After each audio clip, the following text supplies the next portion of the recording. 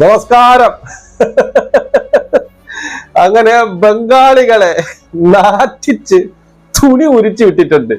സത്യം പറഞ്ഞാൽ ഇതുപോലൊരു നാണക്കേട് അവന്മാർക്കുണ്ടാവില്ല. അമ്മാതിരിയാണ് നാട്ടിച്ചു വിട്ടിട്ട്.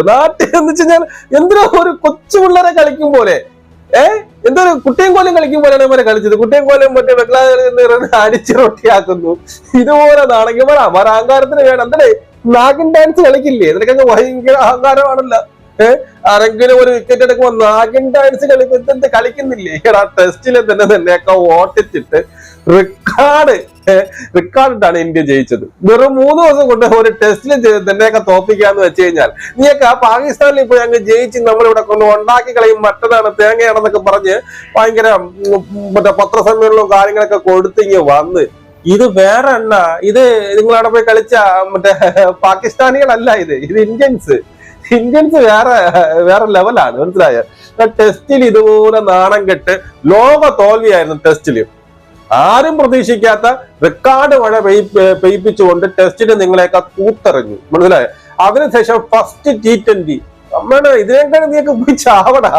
ഈയൊക്കെ ചരിത്രത്തിൽ ഇങ്ങനെ തോറ്റിട്ടുണ്ടാടാ. ഈയൊക്കെ ചരിത്രത്തിൽ ഇങ്ങനെ തോറ്റിട്ടുണ്ടാ. ഇങ്ങനത്തെ അടി കിട്ടിയിട്ടുണ്ടാ. ഞാൻ അതല്ല ആലോചിക്കുന്നത്. ഈ ഹാർദിക് പാണ്ഡ്യക്ക് എന്ത് പറ്റി? ഹാർദിക് പാണ്ഡ്യ ആരെടുത്തോ വാശി തീർക്കും പോലെയാണ് കളിച്ചത്. ഒരു ബോളില്ല, ഏതോ ഒരു ബോൾ മാത്രം അവൻ കൊട്ടണ കണ്ട്. ബാക്കി എല്ലാം അവൻ എന്തോ കൊച്ചുകുട്ടികളെന്ന് പറയുന്നത് അടിച്ച് ചെപ്പയിലടിക്കും പോലെയാണ് അടിക്കുന്നത്. ഒരു 4 അടിച്ചിട്ടുണ്ട് അവൻ. ഒരു 4 എന്നിട്ട് ബാക്കിൽ തിരിഞ്ഞും കൂടി നോക്കുന്നില്ല. എന്തു പറ്റി ഹാർദിക് പാണ്ഡ്യ? ആരോടുള്ള വാശി, ആരോടുള്ളവർക്ക് വൈരാഗ്യമാണ്, പ്രതിഷേധമാണോ ഈ കാണിച്ചത്? എന്തായാലും കൊള്ളാം. വരണവനും പോനവനും തൂത്ത് പറക്കിയിട്ട് അടിക്കുന്നുണ്ട് ബംഗ്ലാദേശിന്. നാണം കെടുത്തി നിന്ന് അമര ജന്മത്തിൽ ഇതുപോലത്തെ തോൽവിയുണ്ടല്ലോ. അമര അഹങ്കാരത്തിന് മനസ്സിലാ. പണ്ടൊക്കെ തോക്കുമായിരുന്നു ഇതുപോലെ. അതിനുശേഷം കുറച്ച് കളിയൊക്കെ ജയിച്ചെന്ന് ഭയങ്കര അഹങ്കാരമാണ്. നമ്മളാണ് ഇവിടത്തെ രാജാവെന്നും പറഞ്ഞുകൊണ്ട് നാഗിൻ ഡാൻസ് കളിച്ചുകൊണ്ട് നടന്നു യവന്മാര്. ഇപ്പൊ എന്തായി? പാമ്പിറങ്ങിപ്പോയാടേ, പാമ്പിറങ്ങിപ്പോയാ. ഇന്ന് ഇതിന്റെയൊക്കെ സ്വാതന്ത്ര്യത്തിന് ചുക്കാൻ പിടിച്ചത് ഇന്ത്യയാണ്. ഇന്ത്യയുടെ കുറെ പട്ടാളക്കാരന്മാര് വീരവൃത്തി വെച്ച് നിനക്കൊക്കെ സ്വാതന്ത്ര്യമാക്കി. എന്നിട്ട് നീങ്ങൊക്കെ അവിടെ ഇരുന്നുകൊണ്ട് ഇന്ത്യക്കെതിരെ ഉണ്ടാക്കണം അല്ലേ? അതിനൊക്കെ കിട്ടണം. നീങ്ങി ഇപ്പൊ പാകിസ്ഥാനെ പോലെ ആയി. മനസ്സിലായോ? പാകിസ്ഥാനിൽ നിന്ന് നിന്നെയൊക്കെ വേർപെട്ട് നിനക്ക് സ്വന്തമായിട്ട് സ്വതന്ത്ര രാജ്യം ഉണ്ടാക്കി അവിടെ കഷ്ടപ്പെട്ടത് ഇന്ത്യക്കാരന്മാരാണ്. ഇന്ത്യയുടെ കുറെ പട്ടാളക്കാരന്മാരെ ജീവൻ കൊടുത്തിട്ടാണ് നിനക്കൊക്കെ കിട്ടിയത്. എന്നിട്ട് നിനക്കൊക്കെ അവിടെ മുടയല്ലേ? ഇപ്പൊ ഇന്ത്യ നിങ്ങൾക്ക് ശത്രു അല്ലേ? വേറെ നിന്നേക്ക് ഇതുപോലെ അല്ല, ഇതിന്റെ അപ്പുറമായിട്ട് അടിച്ച് കൂറിക്കണം. ഇതൊക്കെ കൂറി നാറ്റിച്ചിട്ട് തന്നെ ഇവിടെ നിന്ന് വിടത്തുള്ളൂ. അതിന് കളിയാണ് ഇന്ത്യ ജയിച്ചിരിക്കുന്നത്. സത്യം പറഞ്ഞാൽ super well done boys, well done. അങ്ങനെ നമ്മുടെ ആരുടെ പിന്നീട് സൂര്യകുമാർ യാദവിന്റെ ക്യാപ്റ്റൻസിയിലും ഈ പറയുന്ന ഗൗതം ഗംഭീറിന്റെ കോച്ചിങ്ങിലും വളരെ വലിയൊരു വ്യത്യാസമാണ് കാണുന്നത്. ഇന്ത്യ 127 റൺസിന് മറികടന്നത് വെറും 11.5 ഗോൾ കൊണ്ടാണ്. ഫസ്റ്റ് ബോൾ കൊണ്ട് തന്നെ അടി തുടങ്ങി. എല്ലാവരും അടിച്ചു. 6 അടിക്കാത്ത ഒരേ വ്യക്തി അതിനകത്ത് ഉണ്ടായിരുന്നുള്ളൂ. അത് മറ്റാരും കൂടെ സഞ്ജു സാംസൺ. പക്ഷെ സഞ്ജു സാംസൺ എന്ന് എടുത്തു പറയണം. ഓപ്പണിംഗ് റോളായിട്ട് കിട്ടി, അത് കൃത്യമായിട്ട് ഉപയോഗിച്ചു സഞ്ജു സാംസൺ. ക്ലാസിക് ഷോട്ടുകളായിരുന്നു സഞ്ജു സാംസന്റെ. അത് ഫോറുകളായിട്ട് എത്ര എനിക്കൊന്ന് 6 ഫോറുകൾ എന്ന് സഞ്ജു സാംസൺ എടുത്തിട്ട് 6 ഫോറുകൾ, 6 ക്ലാസിക് ഷോട്ട്. ഒരു ഷോട്ട് മാത്രം പൊക്കി അടിച്ചു. അവന്റെ എന്ത് പറയാം, ഭാഗ്യമില്ലാതായിപ്പോയി, അത് ക്യാച്ചിലായിപ്പോയി. മനസ്സിലായോ? ബാക്കി എല്ലാവരും 6 അടിച്ചിട്ടുണ്ട്. ഹാർദിക് എന്നാലും എന്റെ ഹാർദിക് എന്ത് പറ്റിയിട്ട ക്യാപ്റ്റൻ ആക്കാത്തോണ്ടുള്ള ദേഷ്യമാണ്. ആ ദേഷ്യമാണ് തോന്നുന്നു. സൂര്യൻ കാട്ടി അപ്പുറമായിട്ട് എനിക്ക് അടിക്കാൻ പറയാമെന്ന് കാണിച്ചതാണ്. അല്ല സൂര്യ എന്നെ അടിയാ അടിച്ചത് കണ്ട? സൂര്യൻ അടി അപ്പോ 29 റൺസേ അടിച്ചോളൂ. 2 6 4 4 എന്തോ അടിക്കുന്നു. അല്ല സൂര്യകുമാർ യാദവ് 4 4 2 6 അടിച്ചിട്ടുണ്ട് അല്ലേ? അല്ല 2 6 1 4 മതി. ആ അടി മതി. നീ എന്തിനടേ നീക്ക് എന്ത് പറ്റി? ഈ അഭിഷേക് ശർമ്മ 2ാമത്തെ ബോളിൽ 6, പടം കൂട്ട 6. പാവം കേട്ടാ, റണ്ണൌട്ടായി പോയി. എന്റെ വൈസ് ക്യാപ്റ്റൻ ആയിരുന്നു. കിടിലൻ ടീമായിരുന്നു കേട്ടോ ഞാൻ ഇട്ടത്. കിടിലൻ ടീമായിരുന്നു. എല്ലാം ഉണ്ടായിരുന്നു. വൈസ് ക്യാപ്റ്റൻ മാത്രമാണ് ഊഞ്ഞാലായി പോയത്. അല്ലെങ്കിൽ നല്ലൊരു സ്കോർ എനിക്ക് കിട്ടിയേനെ. വൈസ് ക്യാപ്റ്റൻ ഈ പറയുന്ന അഭിഷേക് ശർമ്മ ആയിരുന്നു. അവർ റണ്ണൌട്ടായി പോയി. ബാക്കി എല്ലാവരും ഉണ്ട്. മനസ്സിലായോ? എന്റെ ക്യാപ്റ്റൻ അശ്വദീപ് സിംഗ് ആയിരുന്നു. 3 വിക്കറ്റ് എടുത്തു. മതിയായിരുന്നു. ഹാർദിക് പാണ്ഡ്യ ഉണ്ട്, പക്ഷെ അവനെ വൈസ് ക്യാപ്റ്റനെ ആക്കിയാൽ മതി. ഹാർദിക് പാണ്ഡ്യ ടോപ്പ്. അപ്പൊ എന്തായാലും 127 റൺസ് എന്ന് പറയുന്ന ബംഗാളികളുടെ സ്കോറിനെ വളരെ ലാഘവത്തോടെ, കൊച്ചു പിള്ളേരെ നേരിടുന്ന ലാഘവത്തോട്, കുട്ടിയും കോലും കളിക്കുന്ന ആ സ്റ്റൈലിൽ അടിച്ച് തൂർച്ചിന് നാണം കെടുത്ത് എവരുടെ ഈ തോൽവി യുവമാര് ജീവിതകാലം മൊത്തം യുവമാര് ഓർത്തു വെക്കും. ഈ വരുന്ന ടെസ്റ്റിലെ തോൽവി കൊണ്ട് ഏതാണ്ട് അങ്ങ് അറ്റം പറ്റിയിരുന്നതാണ്. അതിനുശേഷം ഈ പറയുന്ന T20 ഫസ്റ്റ് കളിയിൽ 127 റൺസ് ആണ്ടേ 200 അടിച്ചത്. നിങ്ങൾക്ക് ഇമ്മാതിരി അടിക്കാമോ? ഒരു മര്യാദ കണ്ടിട്ട് അടിക്കണേ, ഒരു മര്യാദ കണ്ട്. ഹാർദിക് പാണ്ഡ്യ എന്ത് പറ്റി എനിക്ക്?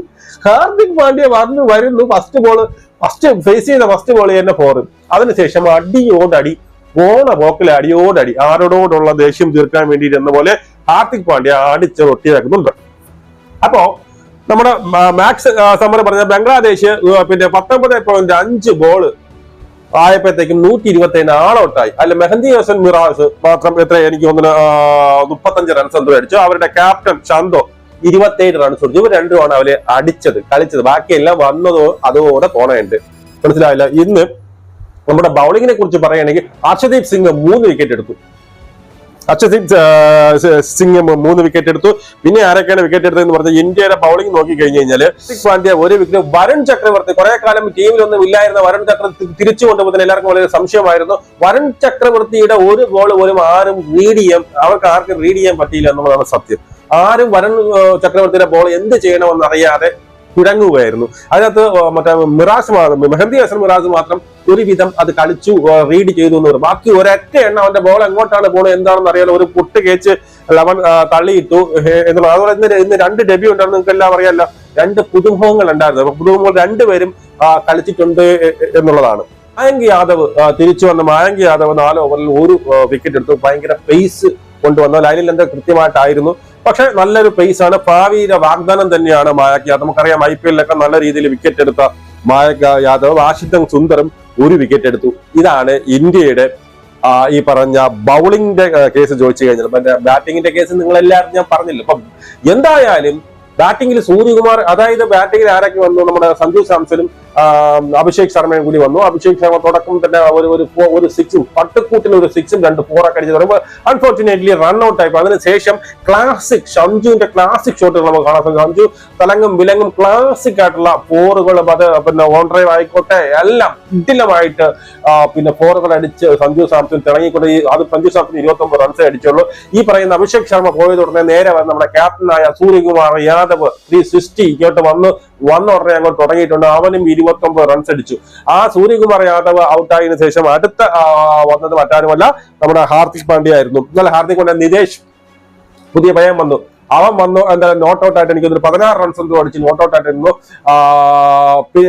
അതിനുശേഷമാണ് ആര് പറഞ്ഞത്? സഞ്ജു സാംസൺ ഔട്ടായതിനു ശേഷം ഹാർദിക് പാണ്ഡ്യ വരുന്നു. ഹാർദിക് പാണ്ഡ്യ വന്ന ഉടനെ അങ്ങ് ടോപ്പ് ഗിയറിലാണ് ഹാർദിക് പാണ്ഡ്യ വന്നത്. വന്ന ഉടനെ തലങ്ങും വിലങ്ങും പട്ടി അടിക്കുമ്പോൾ അടിച്ച് റൊട്ടിയാകുന്നുണ്ട്. സത്യം പറഞ്ഞു കഴിഞ്ഞാൽ ഈ ജന്മത്തിലെ മറക്കാൻ, അതായത് ഈ പറയുന്ന ബംഗ്ലാദേശികൾ ഇനി ഈ ജന്മത്തിൽ തോൽവി മറക്കാൻ അതിനെ അടിച്ച് തൂറിച്ചാണ് വിട്ടിട്ടുള്ളത്. ഇനി കളിക്കാൻ പറ്റും വെറുതെ ഞങ്ങളുടെ പിന്നെ താൻ ആരെന്ന് സ്വയം വിലയിരുത്തി വേണം നിന്റെയൊക്കെ ഈ നാഗിൻ ഡാൻസുകൾ. ഇല്ലെങ്കിൽ പയ്യന്മാരെ അടിച്ച് ഇതുപോലെ തൂർപ്പിക്കും. ഇനി 2 കളിയെ കൊണ്ടുണ്ട്. എന്നാൽ സത്യം പറഞ്ഞ ഒരു കളി പോലും നിങ്ങൾ ജയിക്കുന്നുണ്ട്. ഇന്ത്യക്കാട്ട ഫസ്റ്റ് ബാറ്റിംഗ് കിട്ടിയ അവർ 10-250 റൺസ് അടിച്ചു. നീയൊക്കെ അതിനെയും കാട്ടി നാറിയല്ലേ.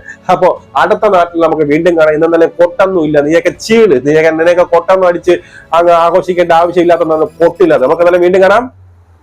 ജയ് ഹിന്ദ്.